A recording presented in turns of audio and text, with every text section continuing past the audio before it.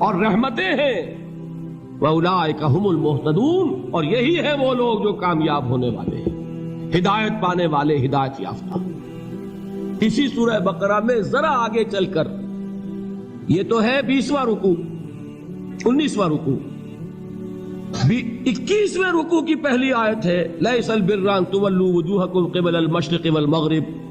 وَلَٰكِنَّ الْبِرَّ مَنْ آمَنَ بِاللَّهِ وَالْيَوْمِ الْآخِرِ وَالْمَلَائِكَةِ وَالْكِتَابِ وَالنَّبِيِّينَ وَآتَى الْمَالَ عَلَىٰ حُبِّهِ ذَوِي الْقُرْبَىٰ وَالْيَتَامَىٰ وَالْمَسَاكِينَ وَابْنَ السَّبِيلِ وَالسَّائِلِينَ وَفِي الرِّقَابِ وَأَقَامَ الصَّلَاةَ وَآتَى الزَّكَاةَ وَالْمُوفُونَ بِعَهْدِهِمْ إِذَا عَاهَدُوا وَالصَّابِرِينَ فِي الْبَأْسَاءِ وَالضَّرَّاءِ وَحِينَ الْبَأْسِ۔ اب یہ آیت جو ہے سورۃ العصر میں جو مضامین آئے تھے سارے اس میں موجود ہیں۔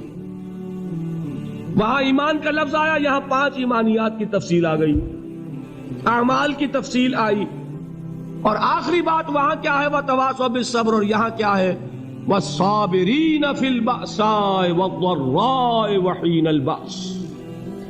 اور صبر کرنے والے، اصل نیکی ان کی ہے